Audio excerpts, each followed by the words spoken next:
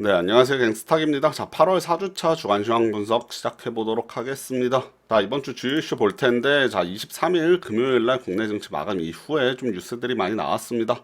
다음 주 쉽지 않은 일주일이 될 것으로 보이는데, 자, 미중 간 무역 전쟁이 격화되는 움직임 나타났죠. 자, 미국에서 우선 중국의 화웨이 제품에 대한 규제를 유예하겠다, 90일 정도 연장 유예하겠다라고 발표를 했는데, 자, 중국에서 그 다음에 발표가 나왔죠. 중국에서 미국산 수입품 750억 불 규모, 자, 우리나라 돈으로 한 90조 원 정도 됐는데, 자, 관세 부과를 발표했습니다. 자, 5에서 10% 정도, 자, 미국에서 부과하겠다고 발표했던 9월 1일과 12월 15일에 관세 부과하겠다라고 발표를 했고요. 그와 별도로 미국산 자동차에는 25% 관세를 부과하겠다.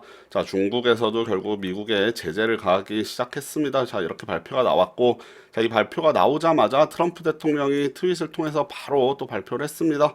자, 기존에 관세를 물리고 있던 2,500억 불 규모 중국산 제품에다가 관세를 기존의 25%에서 30%로 인상하겠다라고 발표를 했고요. 자, 나머지 3천억 불 규모, 이제 관세 부과가 예정돼 있던 관세를 자, 10%에서 15%로 인상하겠다.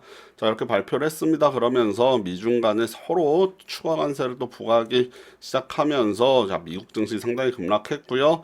자, 그 다음에 이번 주에 있었던 또 주요했던 이슈들 중에 자, FOMC 의사록 공개됐습니다. 7월에 미국이 금리 인하를 하면서 어떤 내용들이 의사록에 담겨져 있는지 공개가 됐는데 이번 금리 인하는 보험 성격의 금리 인하다. 자, 선제적인 움직임이었다라고 얘기가 나오면서 자, 시장에서는 다소 매파적인 내용으로 받아들였고요. 자, 이번에 잭슨홀 미팅에서 연준 의장인 제롬 파월의 연설이 있었는데 자, 추가 금리 인하에 대한 신호가 없었습니다. 그러면서 자, FOMC는 일단은 일회성 금리 인하로서 뭐 7월에 금리 인하를 했지만 추가적인 금리 인하나 점진적인 확장 정책에 대해서는 얘기가 없었기 때문에 다소 매파적인 얘기가 나왔고 그 다음에 미중 무역 전쟁 격화되면서 미국 증시 급락했고요. 자, 우리나라 경제도 뭐 지금 만만치 않죠. 골드만삭스에서 우리나라 올해 경제 성장률 전망치를 2.2%에서 1.9%로 0.3%포인트 또 인하했습니다. 지금 글로벌 투자사나 뭐 여기저기서 지금 우리나라 경제 성장률 계속해서 내리고 있죠. 국내 한국은행, 정부 등도 마찬가지고요. 자, 2% 성장은 상당히 좀 어려워 보이는 것이 사실입니다. 자, 그리고 10월에 금리 인하할 것이라는 예상도 함께 나왔습니다. 자, 그 외에 일본과의 관계도 우리나라 계속 좀 어려워지고 있는데, 자, 지소미아 종료 결정 결국 했죠. 자, 미국에서 뭐 강력하게 비판하기도 했고, 일본에서는 뭐 다시 생각해보자, 이런 얘기도 나오고 있는데, 일단은 지소미아 종료되면서, 자, 우리나라 일본 관계 조금 더 어려워지는 모습 나타났고요. 자, 일본에서는 포토레지스트에 대한 수출 허가가 두 번째로 나왔습니다. 이번에 수출 허가 난 것은 뭐 삼성전자 물량이라고 하는데, 그 외에 다른 소재들도 수출이 계속 되는지는 조금 지켜봐야겠죠. 자, 일본과 관계 상당히 어렵다. 자, 우리나라 지금 경제 어렵다라는 얘기 계속 나오는데 상반기 코스피 상장사 영업이익이 작년 대비해서 37% 급감했고요. 자, 순이익 같은 경우도 43%. 일단은 뭐 반도체 업종, 우리나라 삼성전자, SK하이닉스가 수출의 상당 부분을 차지하고 있기 때문에 반도체 가격이 떨어지면서 뭐 실적이 악화되고 있는 건 사실이죠. 영업이익하고 순이익이 많이 감소했는데 뭐 최근 들어서 우리나라 경기, 글로벌 경기 뭐 계속해서 어려움 겪고 있다라는 안 좋은 소식이 계속 들려오고 있기 때문에 주식시장도 급락 이후에 뭐 상승하기는 상당히 좀 어려운 상황이 펼쳐지고 있습니다. 자, 유럽 쪽에서도 좀 좋지 못한 소식 들려왔습니다. 자, 이탈리아 총리가 사임하면서 정치적 리스크가 또 부각되고 있고요. 자, 원달러 환율 이번 주에 오르진 않았습니다만 1210원대에서 다시 내려오지는 못하는 모습 나타났습니다. 자, 이번 주 국내 주식시장 같은 경우는 그래도 상황이 상당히 양호했는데 급락 이후에 드디어 조금 반등이 들어왔죠. 자, 코스피 지수 1% 이상 상승하면서 조금 반등이 나왔고, 자, 중소형주 종목들 위주로 많이 이루어져 있는, 그리고 제약바이오 종목들이 많이 있는 코스닥 지수 같은 경우는 3% 가까이 올라왔습니다. 그러면서 상당히 중요했던 615포인트까지는 올라오긴 했었는데 자, 돌파하지 못했고 이따 차트 한번 보도록 하겠고요.